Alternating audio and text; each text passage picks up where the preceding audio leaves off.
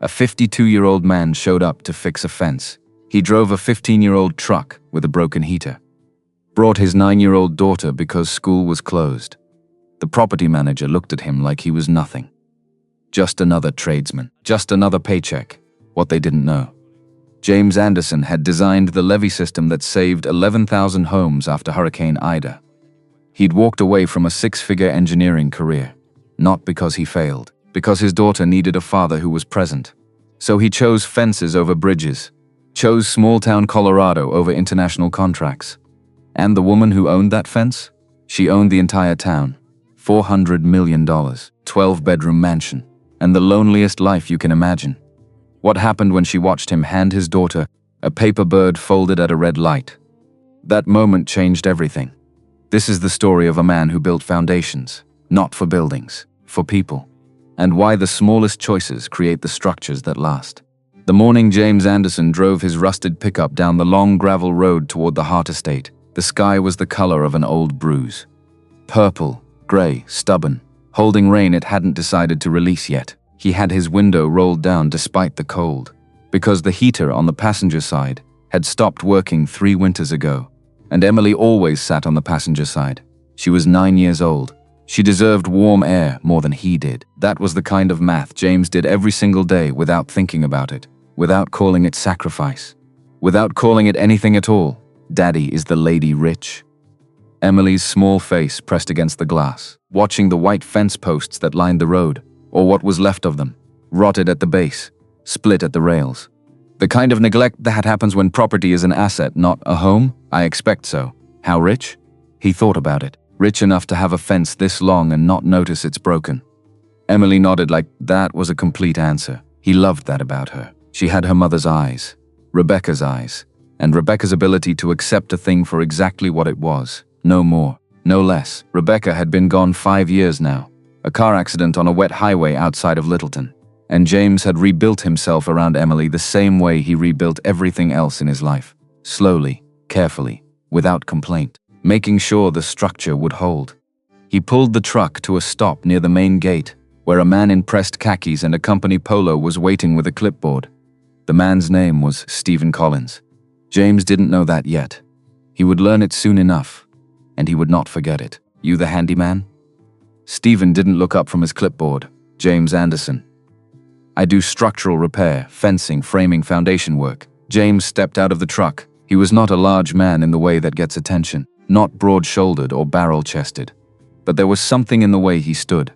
A stillness, a readiness, like a tool that's been set down but not put away. Right. Stephen marked something on his clipboard. We need the north perimeter fence repaired. All of it. Posts, rails, hardware. We've got a property event in 11 days, so the timeline is firm. I'll take a look at the scope and give you an honest estimate on the timeline. Stephen finally looked up. He looked at James. He looked at the truck, 15 years old. One cracked tail light. A toolbox in the bed that was organized with a neatness that didn't match the vehicle. He looked at Emily, who had climbed out and was standing quietly beside the front wheel, holding a small, worn notebook she carried everywhere. You brought your kid schools on a teacher workday. She's well behaved. She won't be in the way. This is a private estate, not a daycare. James held the man's eyes. She's my daughter. Where I work, she's welcome to be. If that's a problem, I understand. And I'll return the call to whoever hired me and let them know the job's unavailable. The silence stretched. A crow called somewhere in the tree line. Stephen made another mark on his clipboard. Just keep her out of the main house and away from the garden. Miss Hart has a specific vision for the property. James nodded once. That was all. They walked the fence line together, James, Stephen, and Emily, who stayed close to her father and made small pencil marks in her notebook, drawing what she saw the way she always did.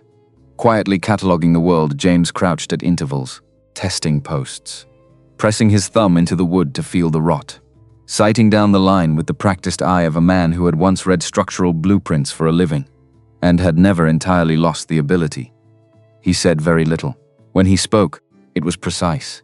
He used terms that made Stephen pause once or twice, recalibrate, look at him slightly differently, and then look away as though the recalibration was inconvenient. They were halfway down the north line when the second truck arrived. Black, new. It parked near the main gate with the confidence of something that had never worried about parking.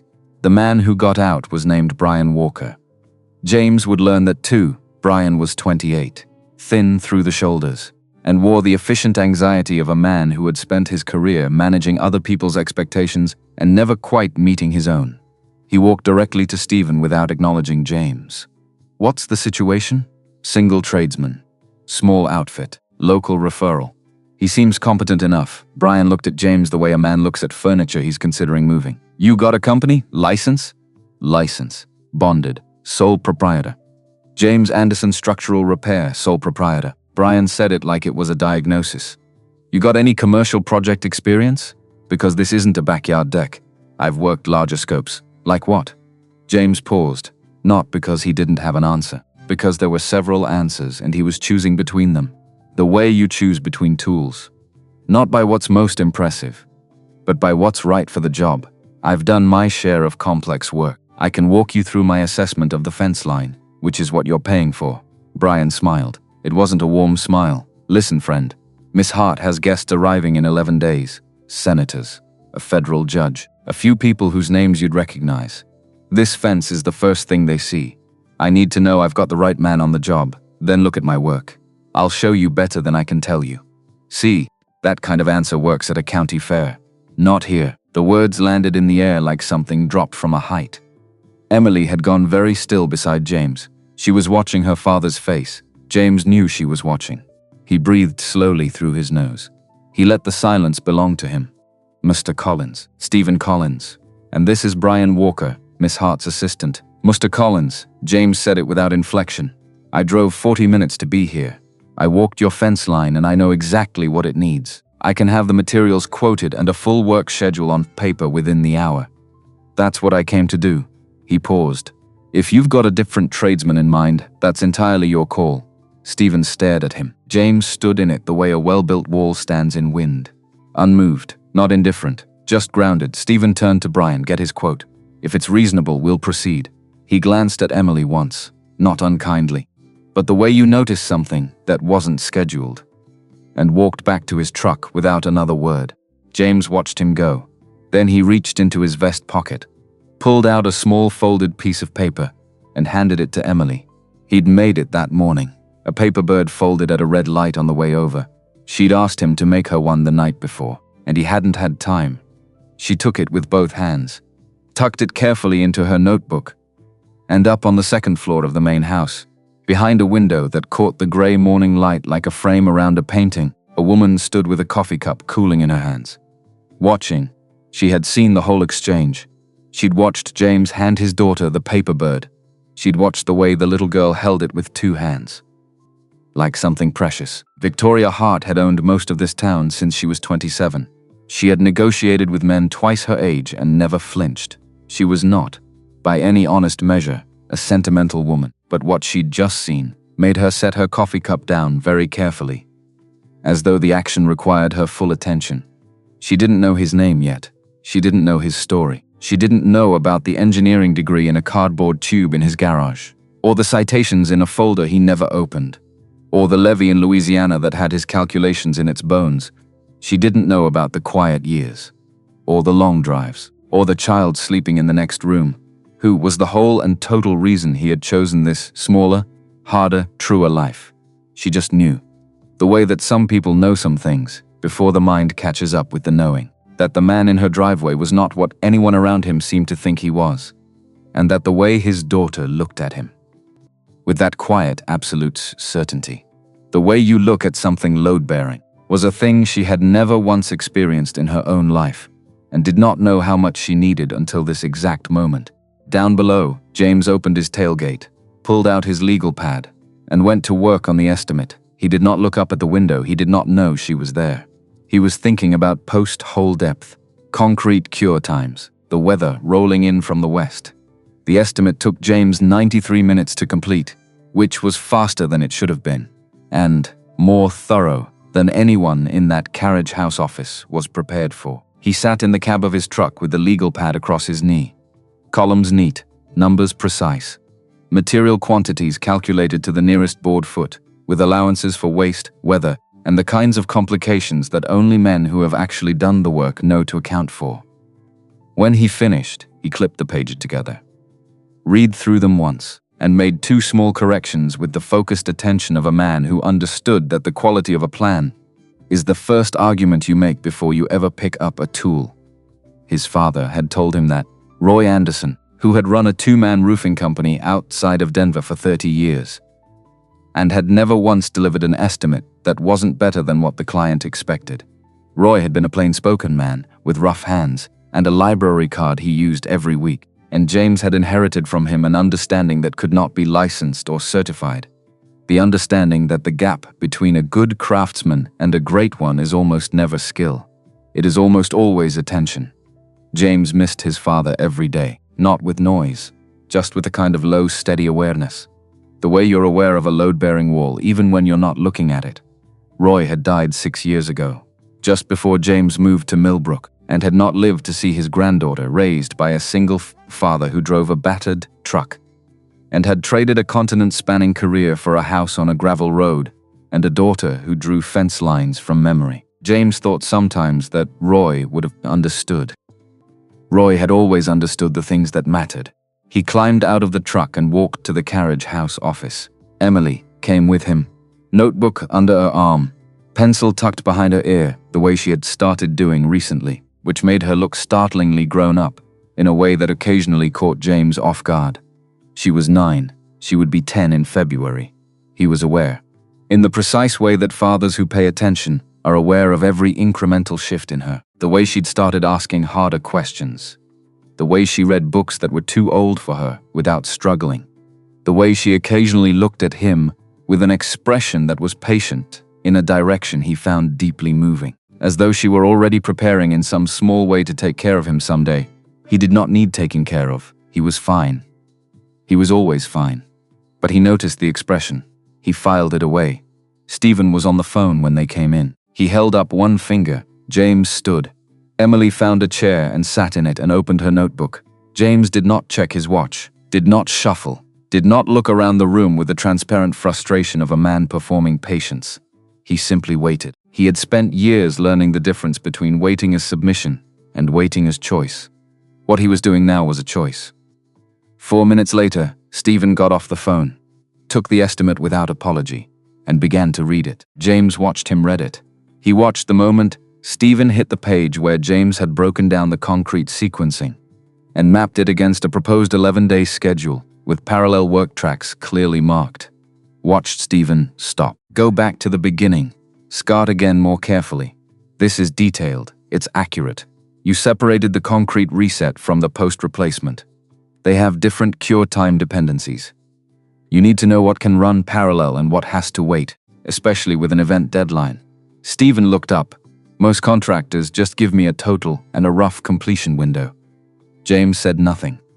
He had found over the years that silence was often more eloquent than explanation. Mr. Collins will need to review this. That's fine. There was a pause. Small, real, in which Stephen seemed to be doing the same quiet recalibration he'd done on the fence line. We'll be in touch. James nodded. He turned to Emily. Let's get lunch. She slid off the chair and took his hand. Not because she needed to, but because she wanted to. They were halfway across the gravel lot to the truck when Stephen spoke. Anderson, just the name. Just the particular tone of a man who had never developed the habit of adding please. James stopped. He turned. Stephen stood near his black SUV, with a jacket folded over one arm and his phone in the other hand, and the expression of a man who had reached a conclusion he wasn't entirely comfortable with. He walked over slowly, taking his time, which James recognized as a dominance gesture and chose to find neither impressive nor offensive. I looked into your license history. Brian pulled it up. You've been a sole proprietor in Millbrook County for 6 years.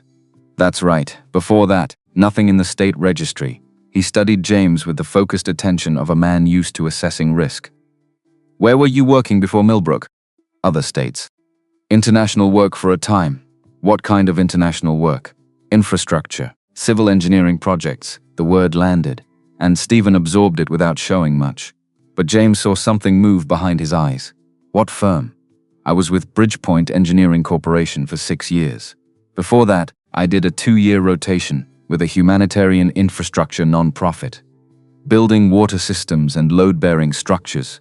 In regions that don't get commercial contractors, Stephen was quiet for a moment that stretched in an interesting direction. Bridgepoint Engineering Corporation. That's a serious outfit. It was good work. Why'd you leave?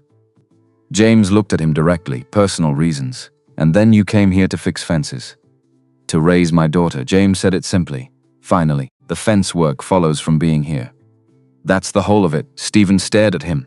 This time the stare was different from the one in the field. Less performance. More actual thought. You walk a fence line like a man who's read blueprints for a living. I have. Another pause. Stephen looked at Emily, who was standing at James's side with her notebook held flat against her chest.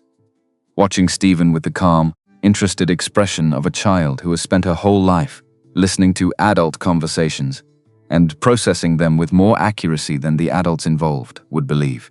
I'll review the estimate personally. You'll have an answer by end of day. He turned and got in his SUV. James watched the truck go. Then he looked down at Emily. He doesn't know what to do with you. She said it matter-of-factly. Most people don't. Is that bad? He thought about it honestly. No. It just means you make them work a little harder than they planned to. She considered that. I think that's good. He opened the truck door for her, closed it after she climbed in, walked around to the driver's side, and got in. He adjusted the mirror. He put the truck in gear. The answer came at 4:30 that afternoon, while James was in the garage workshop at home. Showing Emily how to use a hand plane on a piece of scrap oak, Stephen called. The estimate was approved with one modification. They wanted to add a second run of fence on the east property line that hadn't been part of the original walk. James said he'd be there at 7 sharp. He hung up and looked at the small curl of wood that had come off the oak under Emily's first attempt with the plane. It was uneven. Too much pressure on the heel. Agon, let the tool do the work. You're fighting it. She repositioned her hands. Like this? Relax your shoulders first. She did. She drew the plane down the board. The curl that came off this time was long, even, almost translucent in the workshop light. She looked up at him. He nodded. That was enough. That was always enough between them. What James did not know. What he could not have known. In the particular blindness that comes from being someone who has long since stopped thinking of himself as a subject of other people's attention, was that Victoria Hart had not approved the estimate because of the fence. She had approved it because she had asked Stephen to tell her who the man was. Stephen had told her what he'd found. She had sat with that information for a while, in the quiet of her office, with the paper bird in the corner of her desk. Then she had added the east fence line to the scope. Not because it needed repair. It was in decent shape, actually. She had added it because 11 days wasn't enough time. She wanted more time. She did not examine that want too carefully. She was a practical woman. She told herself it was curiosity. She told herself it was due diligence on the property manager's part. The paper bird sat in the corner of her desk. Outside, the evening settled over Millbrook like a long, slow exhale. James made soup. Emily set the table. They ate together in the small kitchen. And afterward, James read to her. She had recently graduated to longer books. And they were 3 chapters into a novel about a lighthouse keeper's daughter that she had selected herself from the library. And then she went to bed. And James sat at the kitchen table for a while with a cup of coffee. Looking at nothing in particular. He was tired. But it was the good kind. The kind that means you have used the day for something real. He thought about the east fence line. He thought about the concrete schedule. He thought about the weather window. He did not think about the woman in the window. He didn't know she'd been there. He finished his coffee. He washed the cup. He turned off the kitchen light. He went to bed in the house he had made into something livable, in the life he had made into something honest. And he slept the deep and quiet sleep of a man who has earned it. The work began on a Monday. James arrived at 6:45, 15 minutes before agreed start time, for the simple reason that he had never in his adult life shown up to a job exactly on time. Punctuality, his father had said, is the cheapest form of respect there is, which means there's no excuse for not giving it. James had absorbed this at 16 and had not questioned it since. He backed the truck to the north fence line, cut the engine, and sat in the clean, cold silence for a moment, not procrastinating, but doing what he always did at the beginning of a large job, letting his mind travel the full scope of the work, from start to finish, identifying the sequence, The dependencies, the points where the plan would meet reality and have to flex. It was a habit from his engineering years.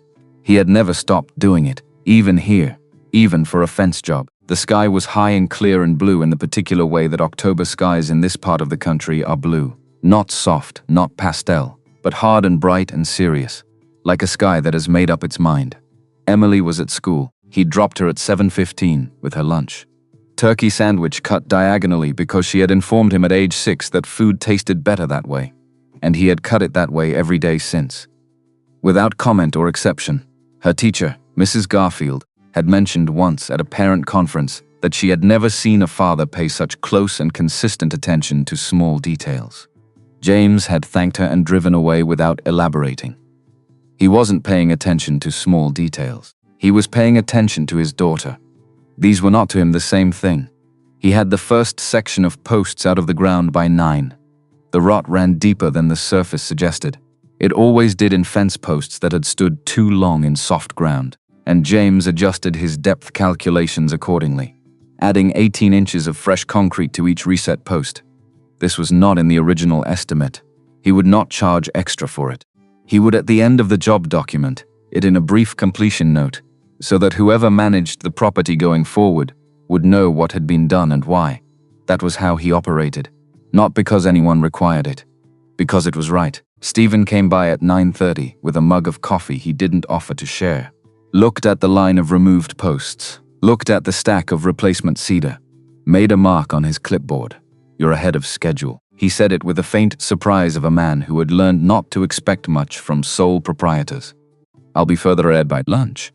James went back to work. It was quiet work mostly, the kind that asks a man to be alone with himself for hours at a stretch, and either finds him wanting or proves him sufficient.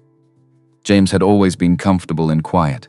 It had not always been true. There had been a period after Rebecca when silence was not restful, but corrosive, when the absence of noise became a presence of its own. Heavy, particular, filling the rooms of the small apartment they'd shared, and the cab of his truck and the space behind his eyes at 3 in the morning. He had learned slowly, and without help from anyone who had a name for the process, how to convert that silence from enemy to companion. It had taken most of the first year. By the second year, it was manageable. By the third, it was his. He thought about Rebecca sometimes on long work days, not with the raw, disabling grief of the early years, but with the quiet, durable acknowledgement that she had been real and gone, and that the best thing he had from her, the only thing that truly mattered, was 9 years old, and drawing in a notebook at a desk in a classroom 6 miles from where he was standing. He thought, "I am doing okay by her. Not great, not perfect. But okay." That thought on most days was sufficient. He set 8 posts that day. Every one of them was plumb. Every one of them was level. Every one of them was set 2 inches deeper than the minimum specification. In concrete mixed to the correct ratio. In holes drilled clean and true. No one saw this work being done. No one witnessed the precision of it, or understood what it said about the man doing it, or recognized in the care of the execution the particular form of integrity that cannot be faked and cannot be taught, that can only be lived day after day in the absence of recognition, for no other reason than that it is the right way to do things. That evening, when James pulled up to the school to collect Emily, she climbed into the truck and immediately said, "You smell like concrete. I set 8 posts today, good ones. The best I know how to make." She buckled her seatbelt. She opened her notebook. She turned to a fresh page. "Tell me about them." And he did the whole drive home, because Emily was the only person in his life who ever asked. And because a man who works alone in the silence, and the cold for no applause and no recognition still deserves at least one person who wants to hear about the 8 posts. He had that person. Some men in this world have everything and are still hollow. James Anderson had one small person in the passenger seat who wanted to know about the concrete. He was not hollow. He was not anywhere close. Day 6 of work came with the kind of October light that makes promises it can't keep. Bright, clear. Cold underneath. James finished the north fence line 2 hours ahead of schedule, which meant he was now a full day ahead of the original contract date, which meant Stephen Collins showed up at 10:30 with his clipboard and an expression James couldn't quite read. "You're done." Stephen walked the line slowly, testing posts with his palm, sighting down the rails, looking for the flaw he'd been trained to expect and wasn't finding. I am. A week early, day and a half early. I said Thursday. It's Thursday. Stephen made a mark on his clipboard. Miss Hart will want to see this. He pulled out his phone, typed something, put it away. 3 minutes later, Victoria came around the side of the main house. No coffee this time. Just her hands in the pockets of a navy jacket that looked expensive in the way that expensive things do when they're trying not to. She walked the fence line the same way Stephen had, slower, more thorough. She stopped at the 8th post, crouched, ran her hand along the base where the concrete met the wood. You went deeper than spec. James came to stand beside her, 18 inches. The rot ran further down than the surface showed. It always does in soft ground. This wasn't in the estimate, no. You're not charging for it, no. Why not? Because it needed to be done. And because whoever manages this property going forward should know what's underneath. I'll document it in the completion note. She stood, looked at him with an expression that was part assessment, part something else. You do this on every job. I do, even when no one's watching, especially then. The words sat in the air between them. And Victoria did something she almost never did, in the presence of contractors or staff, or anyone whose opinion of her required management. She smiled. Not the controlled professional version, the real one. It's beautiful. She said it like the words surprised her. It's plum. But there was something in his voice that allowed the compliment. Stephen cleared his throat. I'll process the final invoice. We'll have payment to you by end of week. Actually, Victoria turned to Stephen. I'd like to add the east property line. The section we discussed last week. Stephen's eyebrows went up a fraction. That wasn't in the original scope. I'm aware. Can we add it now? Stephen looked at James. Can you start Monday? I can start tomorrow if the materials are here. They're here.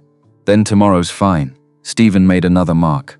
Walked back toward the carriage house with his phone already to his ear, which left James and Victoria standing beside the fence line in the October light that was starting to lean toward noon. You didn't need the east line repaired. James said it quietly, not as an accusation, just as a fact. Victoria looked at the fence, at the house, at the mountains in the distance that framed the property like a postcard no one had bothered to send. No, then why add it? She took a long time answering. When she did, her voice was different, lower, more honest than he'd heard it before. Because 11 days wasn't enough time.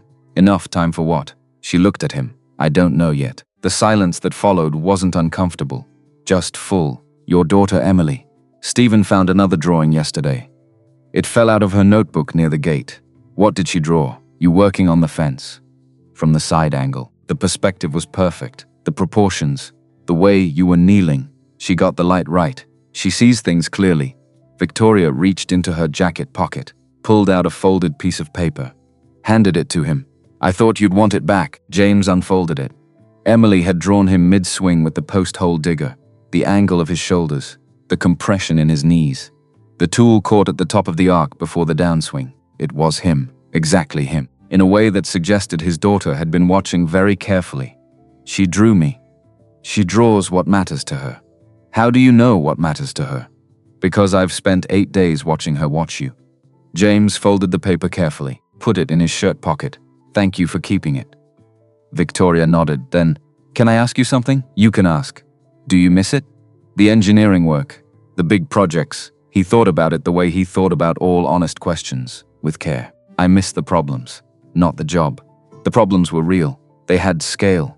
When you solve a structural problem at that scale, there's a satisfaction that's hard to replicate. But you gave it up. I gave up the job. The thinking didn't go anywhere. He gestured at the fence.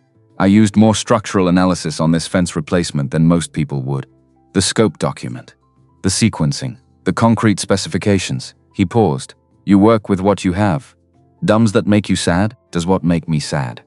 Working smaller than you're capable of.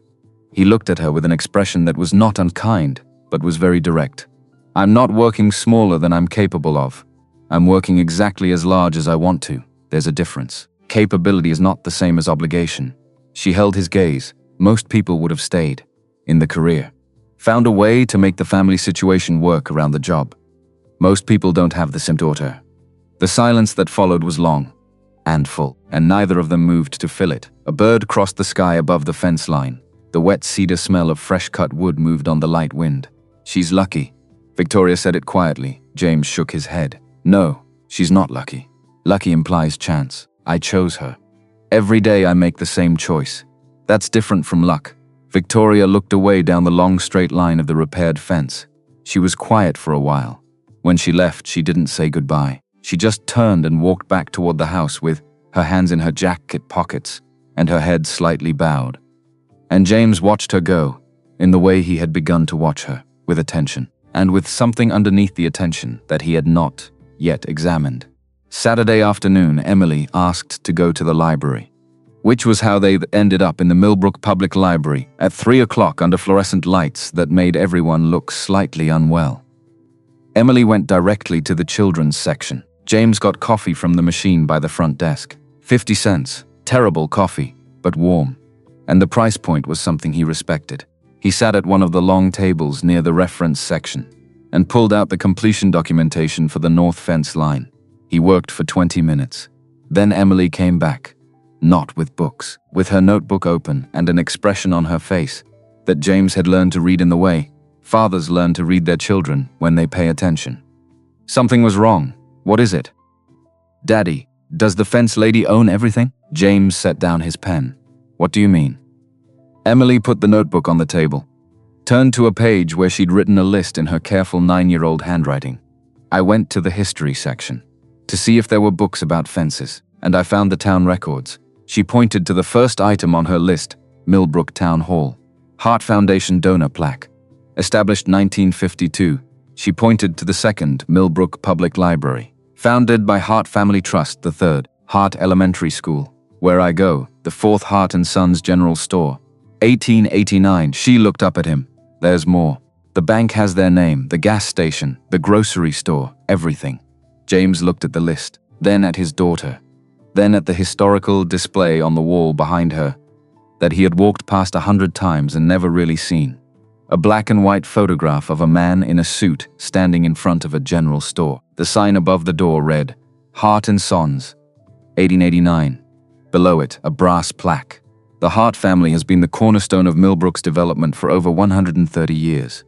From mining to agriculture to modern commercial development, the Hart legacy continues to shape our community. James felt his chest tighten, not anger, but discomfort at the asymmetry. She doesn't just own the estate.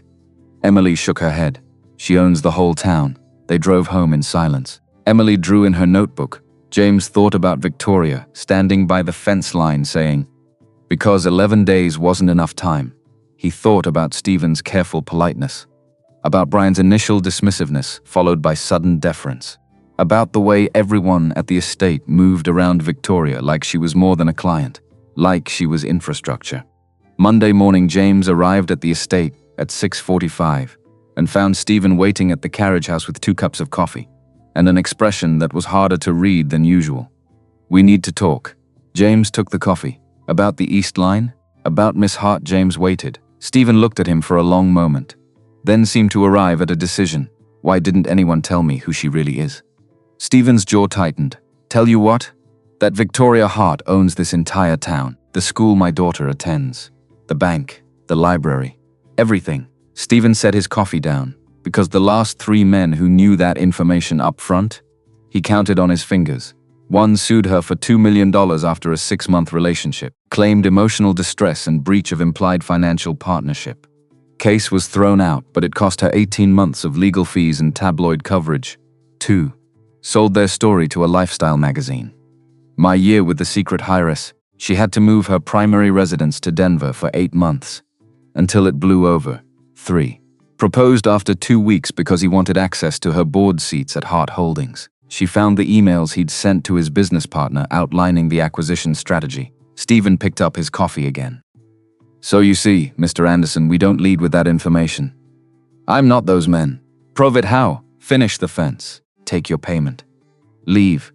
And if I don't want to leave, then you'd better be prepared for what comes with loving someone who owns a $400 million portfolio. The number landed in the space between them. 400 million. James had known she was wealthy. He had not known the scale. There's something else. Stephen pulled a folder from his briefcase, opened it, slid a document across the table. This is a copy of the Hart Family Trust, established by Victoria's grandfather, Edward Hart, in 2011, 3 years before he died. What am I looking at? Section 12, subsection C. James read it, then read it again. If Victoria marries before age 35, she loses controlling interest in Hart Holdings. Stephen nodded. She retains 30% equity. Considerable wealth by any measure. But decision-making power transfers to the board of directors. 5 seats.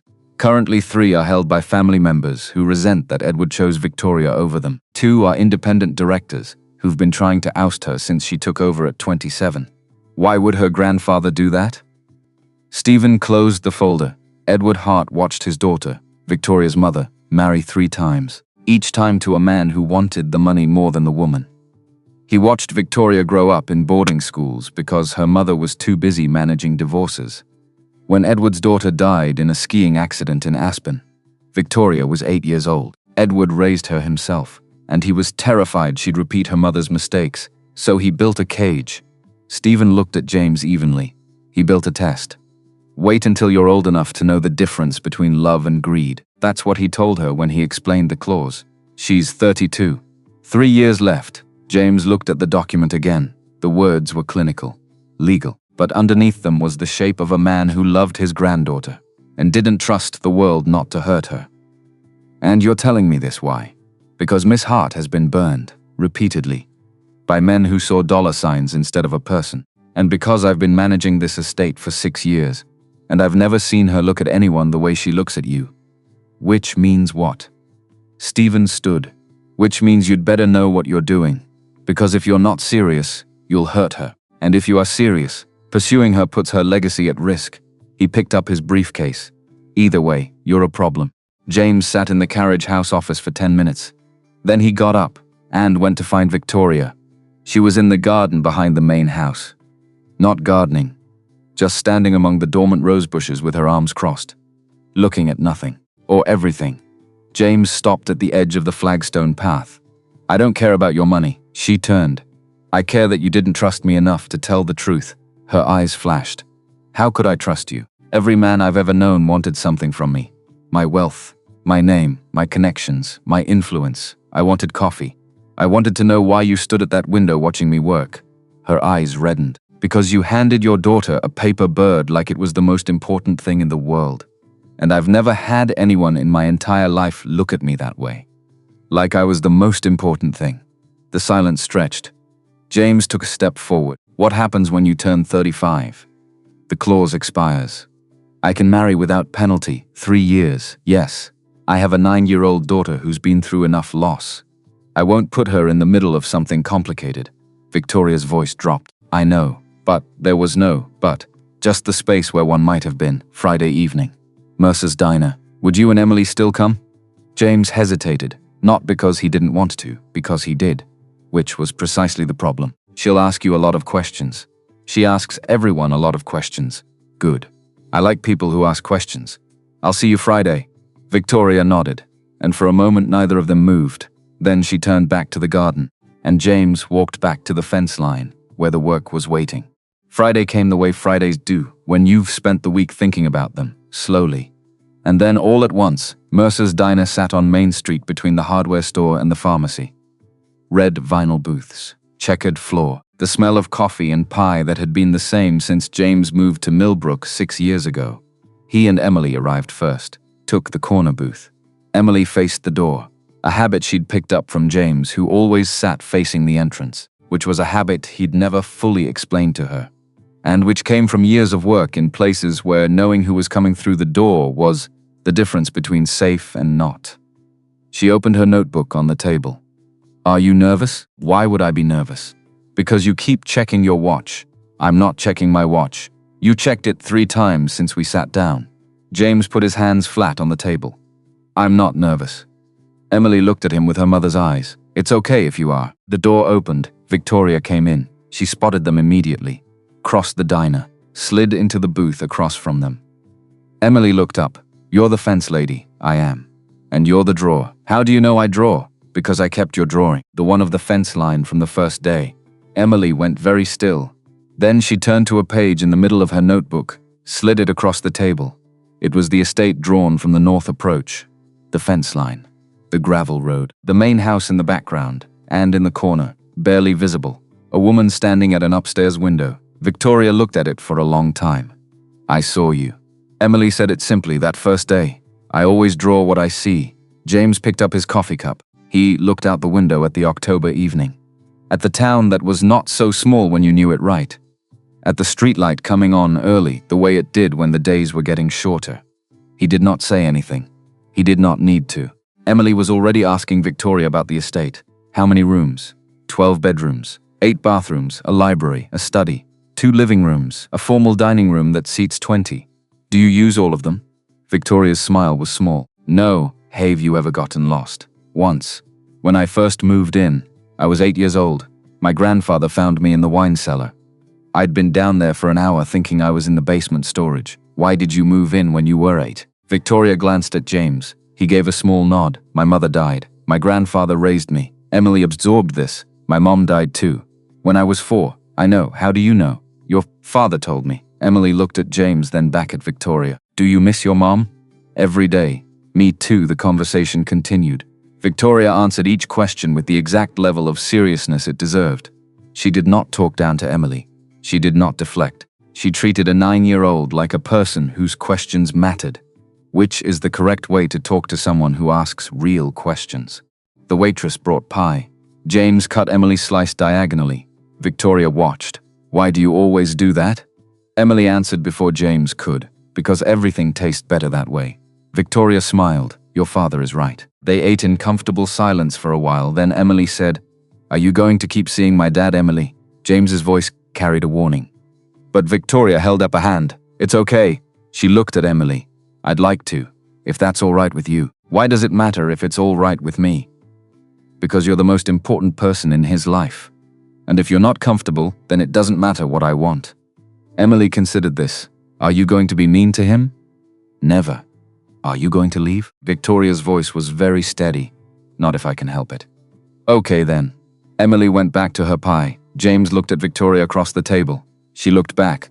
And something passed between them that did not need words. After dinner, they walked Emily to the truck. She climbed in, buckled her seatbelt, leaned out the window. I like her, Daddy. I'm glad. She's not like the other people in town.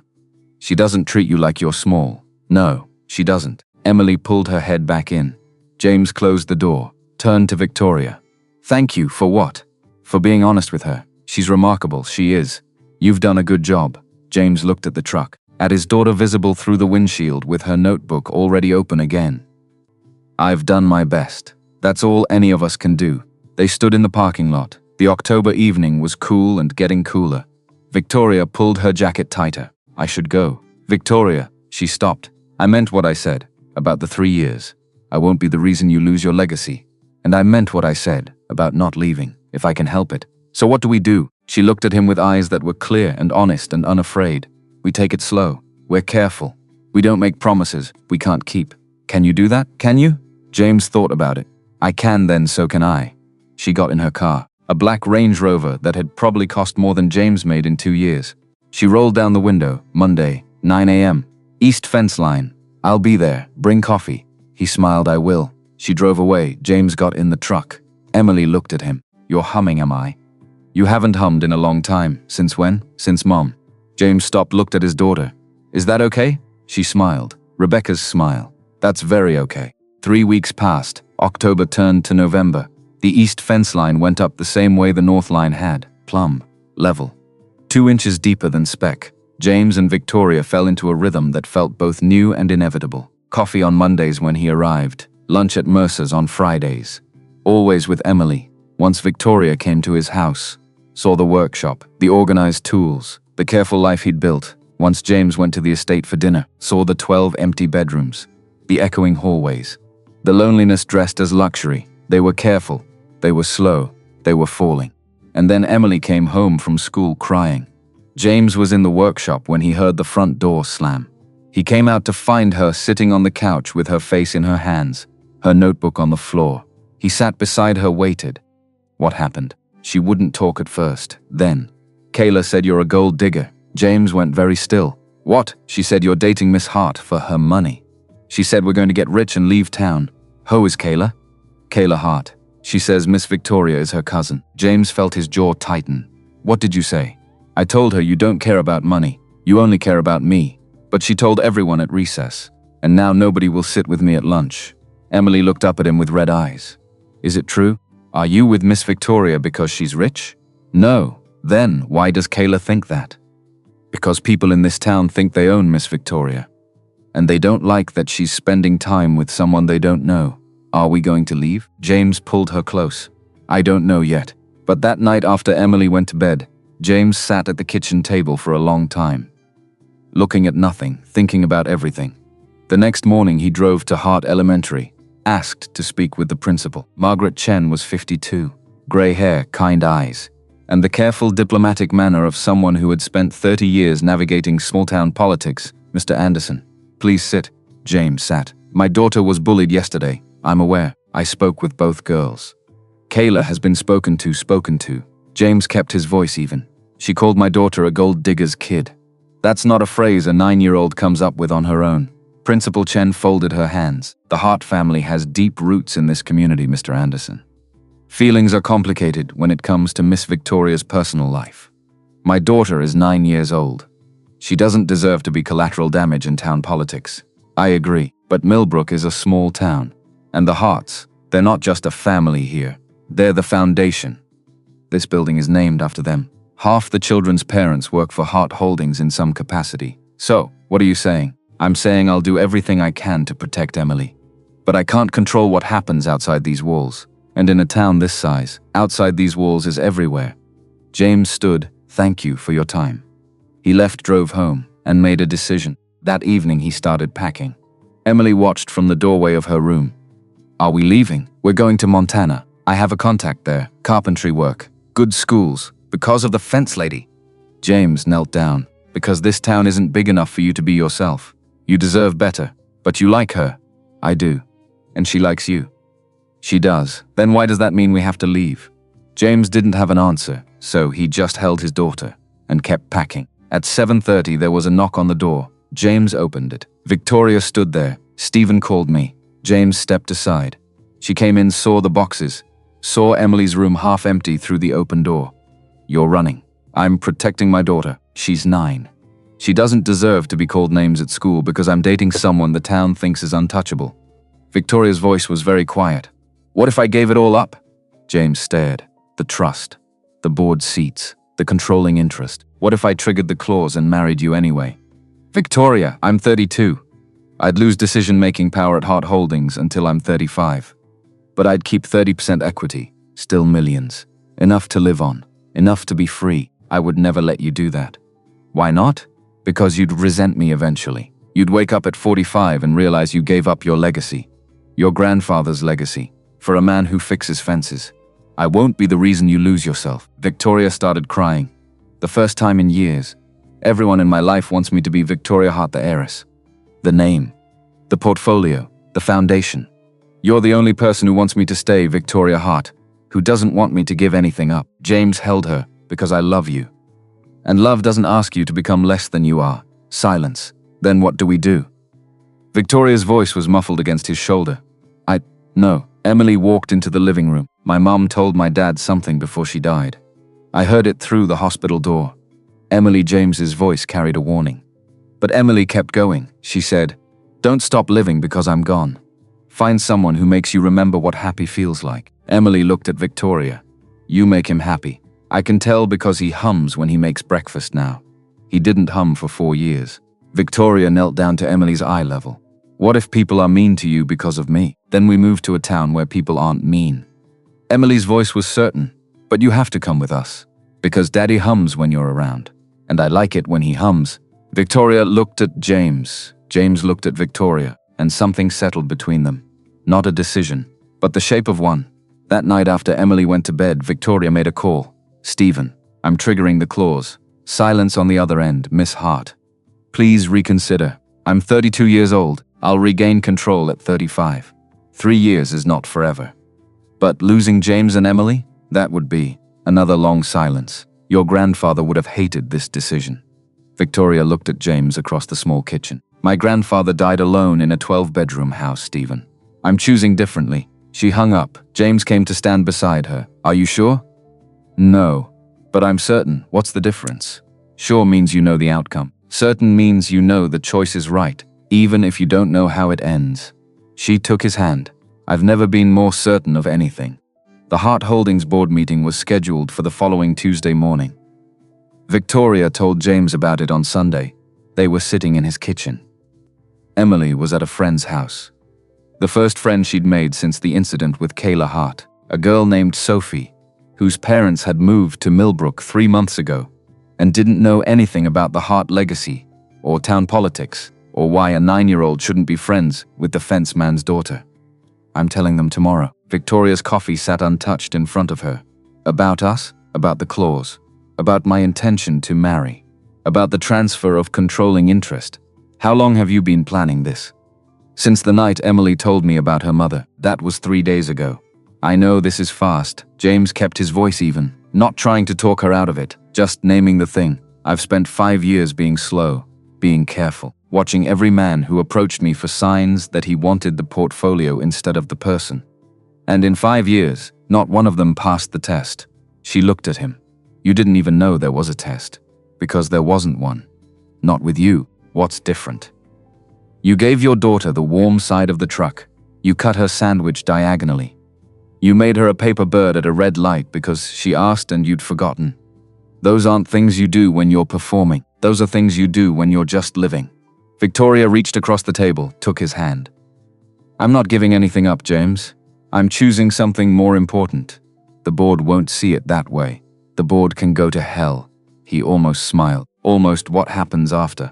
After I trigger the clause, I retain 30% equity, roughly 120 million in assets. I keep my board seat but lose veto power.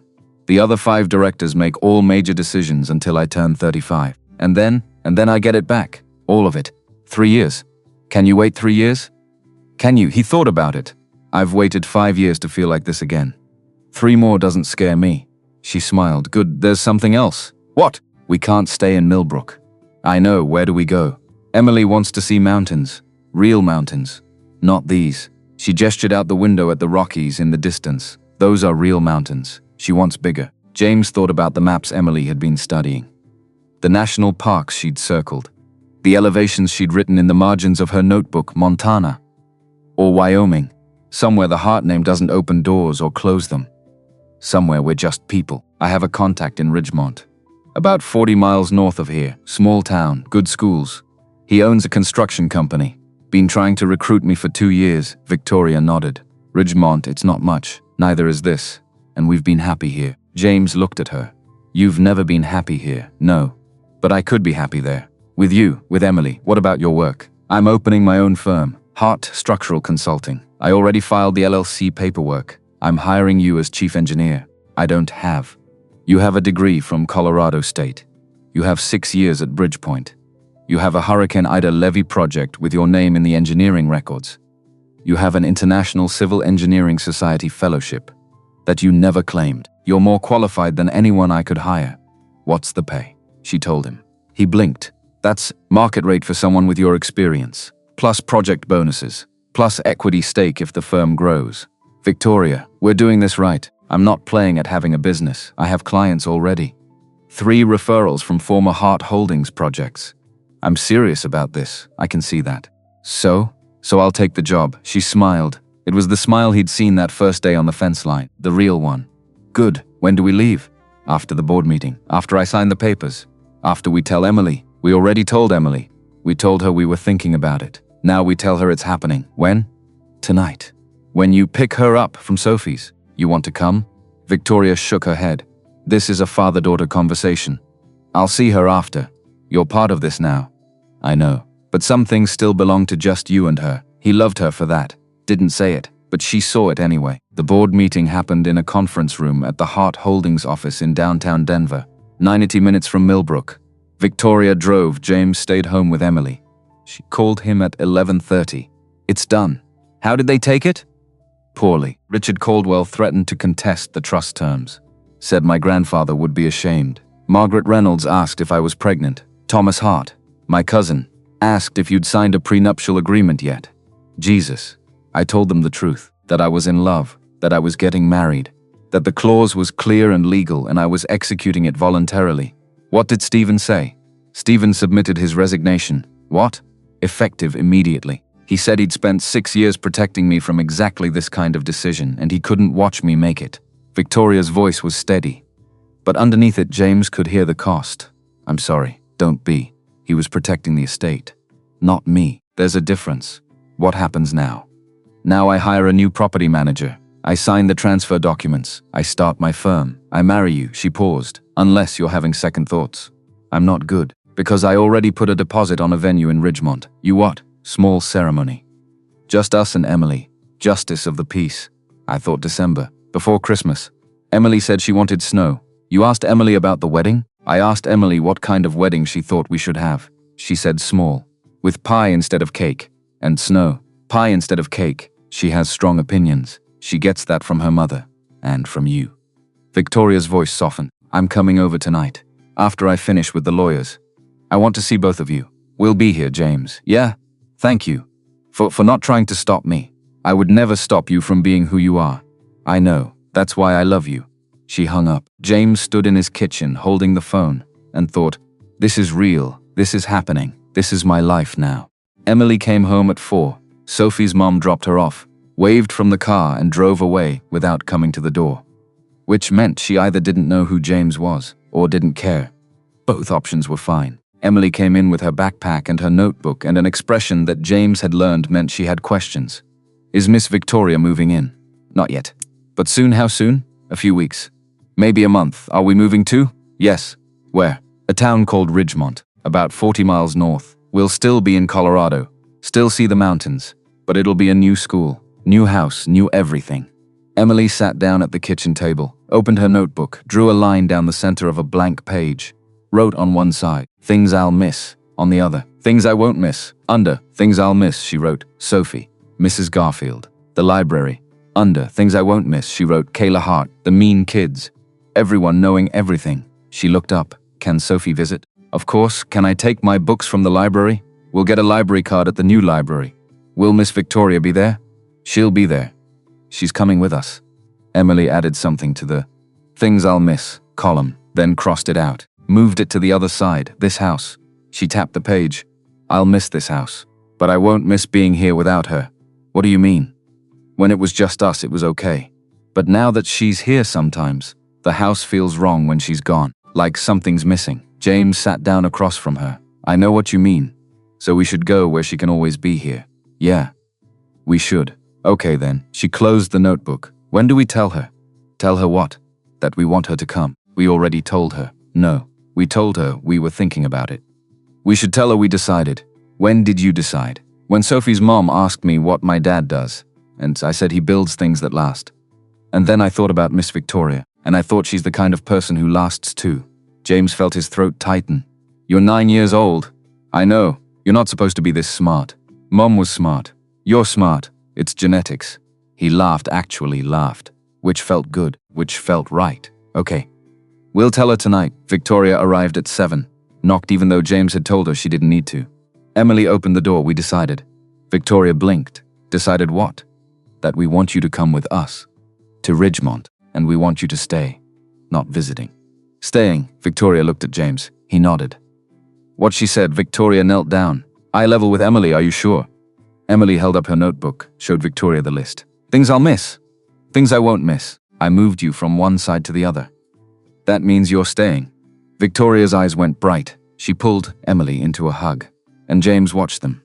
These two people who had found each other through a fence and a drawing and a paper bird. And he thought, Rebecca would have loved this. Rebecca would have loved her. The move happened faster than anyone expected. James gave notice on the rental house. Found a place in Ridgemont through his contact at the construction company. Small, 3 bedrooms. Garage with space for a workshop. Gravel driveway. The heater worked on both sides. Victoria sold the Hart estate. Not to family, not to the board. To a conservation trust that would turn it into a public park. The news hit Millbrook like a bomb. Half the town was outraged. Half was relieved. All of it was loud. James stayed out of it, focused on packing. On Emily's school transfer paperwork. On the logistics of moving a life from one place to another. Victoria handled the lawyers, the board meetings, the family fights. She came to James's house every night looking exhausted. And every night he made her tea. And every night she sat at his kitchen table and unwound. Richard Caldwell is filing an injunction. On what grounds? Undue influence. He's claiming you manipulated me into triggering the clause. That's insane, that's Richard. What did your lawyer say? That it won't hold. The trust language is clear. I'm over 18. I'm of sound mind. I'm acting voluntarily. There's no legal basis. But it'll take time, probably 6 months to resolve. Can you wait 6 months to marry me? She smiled. I've waited 32 years to feel like this. 6 months is nothing. What about the firm? Already operational. I have an office in Ridgemont. Signed the lease yesterday. Hired an office manager. Filed for state contractor licensing. You work fast. I've spent 5 years working slow. I'm done with slow. James reached across the table. Took her hand. Are you scared? Terrified. Of what? Of this not being real. Of waking up and finding out I imagined it. It's real. How do you know? Because I'm terrified too. Of what? Of not being enough. Of you realizing 3 years from now that you gave up an empire for a man who builds fences. James. Her voice was firm. You don't build fences. You build foundations. There's a difference. He looked at her and saw in her eyes the same thing he saw in Emily's gomacil certainty. The kind you can't fake. The kind that holds. December came with snow. Real snow. The kind that makes Colorado look like a postcard. James and Emily moved to Ridgemont on the 5th. Victoria moved on the 6th. Not into James's house. Into an apartment downtown. 2 blocks from her new office. Because they weren't married yet. And because some things are worth doing right, the wedding was scheduled for December 20th. 2 weeks away. Emily was the only witness they needed. But Victoria invited Sophie, and James invited his contact from the construction company. And somehow 2 people became 6, which felt right. Which felt like the start of something. The courthouse in Ridgemont was small. Built in 1892, red brick, white trim. A bell tower that still worked. James wore a suit he'd bought in Denver, navy blue, nothing fancy. But new Victoria wore a dress the color of winter sky. Still, no train, no veil, just her, which was all he wanted anyway. Emily wore red, her choice. She said red was a happy color. And she wanted everyone to know this was a happy day.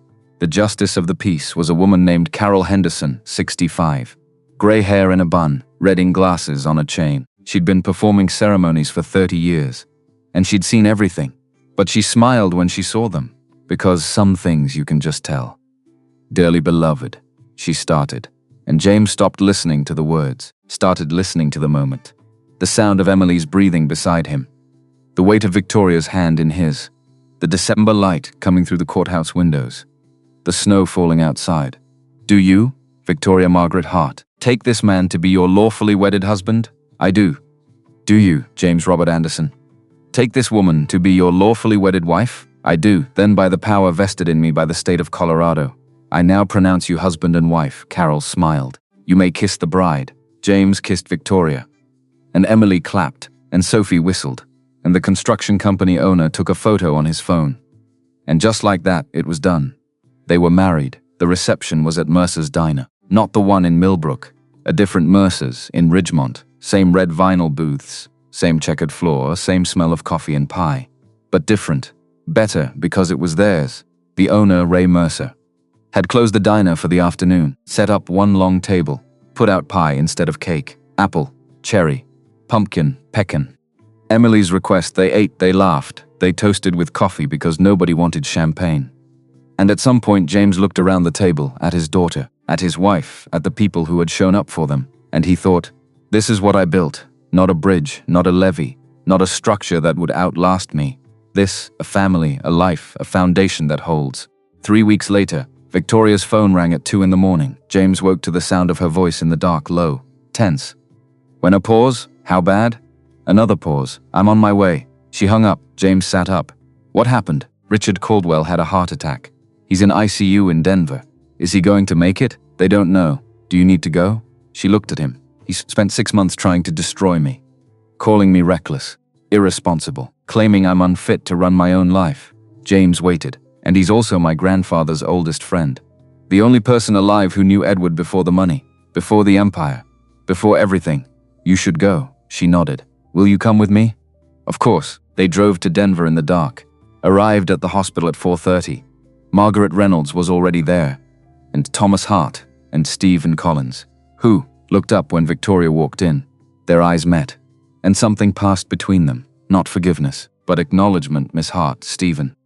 I'm glad you came. He's asking for you. Richard Caldwell looked smaller than Victoria remembered. Pale, thin, old in a way he hadn't been 6 months ago. She sat beside his bed. James waited outside. Richard opened his eyes. You came. Of course I came. I've been terrible to you. Yes, you have. Edward would have hated what I did. Probably. But he would have understood why. Victoria took his hand. You were protecting his legacy. Richard's voice was weak. I was protecting the wrong thing. He didn't build that company for the company. He built it for you. She felt tears start. I know, and you gave it up for love. That's what he wanted. That's what he always wanted for you. Richard squeezed her hand. I'm sorry. I know. Did you marry him? I did. Is he good to you? He's the best man I know. Then I'm happy for you. He closed his eyes. Thank you for coming. Victoria stayed until he fell asleep. Then she went to find James. He was in the waiting room, raiding a 2-year-old magazine about fishing. How is he? Stable. They think he'll pull through. Good. He apologized for what? Everything. She sat beside him, leaned against his shoulder. I'm tired, I know. Can we go home? James kissed the top of her head. Yeah, we can go home. February came. Emily turned 10. They had a party at the house. Sophie came, and 3 other kids from her new school, and Victoria baked a cake, which was lopsided, but tasted good. Emily blew out the candles, made a wish, wouldn't tell anyone what it was. Later that night, after everyone left, Victoria found Emily in her room. Can I come in? Emily nodded. Victoria sat on the bed. What are you drawing? Our family. She turned the notebook around. It was the 3 of them, standing in front of the house in Ridgemont. Mountains in the background, snow on the ground. It was perfect. The perspective, the proportions, the light, all of it. You're really talented. Emily shrugged. I just draw what I see. What do you see? Emily looked at the drawing, then at Victoria home. Victoria's throat tightened. Yeah. Me too. March brought the first signs of spring. And news from Denver. The injunction was dismissed. Richard Caldwell withdrew his complaint.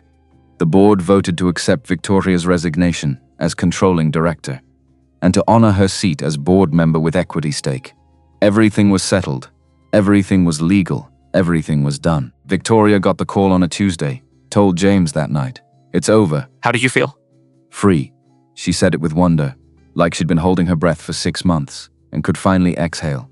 What happens now? Now we build the firm. Everything. Hart's Structural Consulting landed its first major contract in April. A bridge replacement project for the Colorado Department of Transportation. $12 million. 2-year timeline. James was lead engineer. Victoria was project manager. They worked together. In the office Victoria had built, with the team she'd hired, and it was hard, and it was good, and it was theirs. Emily started drawing bridges, studying load calculations, asking James questions about stress points and material tolerances.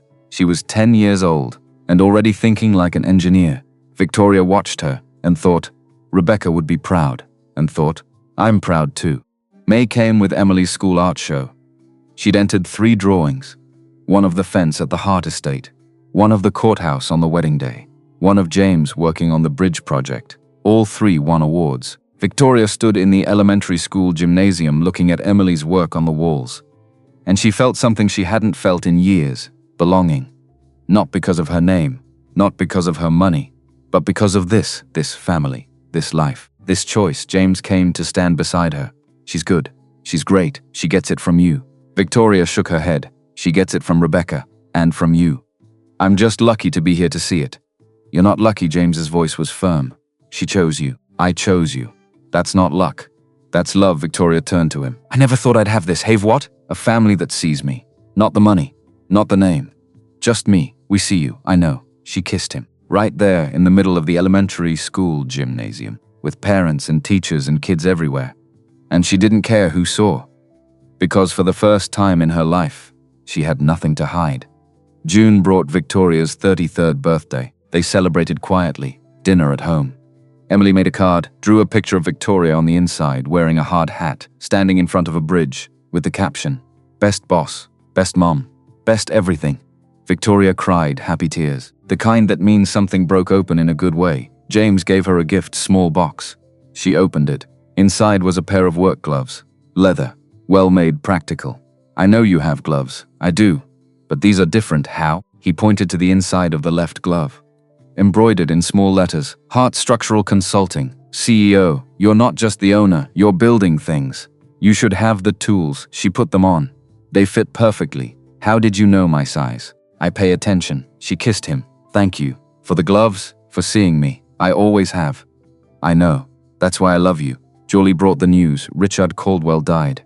Peacefully in his sleep. At 78, Victoria went to the funeral. James and Emily came with her. They sat in the back. Didn't speak. Just witnessed. Stephen Collins gave the eulogy. Talked about Richard's loyalty, his integrity, his love for Edward Hart, his complicated relationship with Victoria. And at the end, Stephen said, Richard made mistakes, we all do. But he spent his last months trying to make them right. That's all any of us can hope for. After the service, Stephen found Victoria. He looks good on you. What does? Happiness. Victoria smiled. It feels good too. Edward would be proud. You think so? I know so. He wanted you to choose love, you did. Everything else was just noise. Stephen held out his hand. She shook it. And something that had been broken for 6 months, healed. August came, and with it, a letter from the Hart Holdings Board, addressed to Victoria Hart Anderson. She opened it at the kitchen table, read it twice, then handed it to James. What is this? An offer for what? To buy back controlling interest, at market rate. Effective immediately. Why? Because the board is imploding. Thomas Hart was caught embezzling. Margaret Reynolds resigned. The 2 independent directors are fighting. They need someone who actually knows how to run the company. Are you going to take it? Victoria looked at the letter, at the number at the bottom, at the signature line. No. Why not? Because I built something better. Better than $400 million? Better than what someone else built for me. I built Hart Structural Consulting. Me. With you. With our team. And it's mine. Actually mine. Not inherited. Not given. Earned. She tore up the letter, dropped it in the trash. I'm not going back. James pulled her close. Good. September brought Emily's first day of 5th grade. She wore new shoes, carried her notebook, walked into the building without looking back. Victoria watched from the car. She's growing up. Yeah, does it scare you? Every day. James took her hand. But we're doing it together. That's what matters. Victoria nodded. That's what matters. October came full circle. 1 year since James had driven down the gravel road to the Hart estate. 1 year since the paper bird. 1 year since the fence. Victoria suggested they go back, just to see. They drove to Millbrook on a Saturday, parked outside the old estate, now a public park. The fence was still there, James's fence, still plumb, still level, still holding. Emily walked the line, ran her hand along the rails. You built this, Daddy. I did. It's still perfect, because it was built right. Victoria stood beside him, looking at the house, at the windows where she'd watched him work, at the gravel road where everything started. Do you miss it? No, not even a little. She turned to him. I miss who I was trying to be. But I like who I became. Who did you become? Someone who builds things with people she loves. Someone who cuts sandwiches diagonally. Someone who knows that home isn't a place. It's people. James kissed her, long, slow. Right there on the gravel road. And Emily took a picture, with her phone, for her notebook later. Because some moments you don't interrupt. Some moments you just let be. They drove back to Ridgemont as the sun set. And when they got home, there were boxes on the porch, 3 of them, from the Hart Holdings office in Denver. Victoria opened the first one, inside. Her grandfather's personal files, photos, letters, documents, and at the bottom, a handwritten note dated the week before Edward Hart died. It read, Victoria, if you're reading this, I'm gone and I hope I was wrong. I hope the clause didn't protect you from love. I hope it taught you to recognize it. Real love doesn't ask you to choose between yourself and someone else. It asks you to become more yourself. Find that, choose that, build that. I love you, always. Grandfather. Victoria read it 3 times, then handed it to James. He read it, looked at her. He knew. Knew what? That you'd choose right. She smiled through tears. I did choose right. Yes, you did. That night they sat together on the couch. Emily between them, drawing in her notebook, James reading, Victoria looking through her grandfather's files. And at some point Emily looked up. This is nice. What is this? All of us. Here, yeah, it is. Do you think we'll always be like this? Victoria looked at James. James looked at Emily. Not always. You'll grow up, go to college, build your own life. But we'll still be here. James's voice was certain. We'll always be here. Emily went back to her drawing, and Victoria leaned against James and thought, this is what I built, not an empire, not a legacy, not a name that opens doors. This, a family, a home, a life built right. The evening deepened. Snow began to fall outside, the first snow of the season. Emily finished her drawing, showed it to them. It was the three of them on the couch, exactly as they were. At the bottom, she had written, "My family, drawn from where I'm standing, because other ways aren't really what you saw."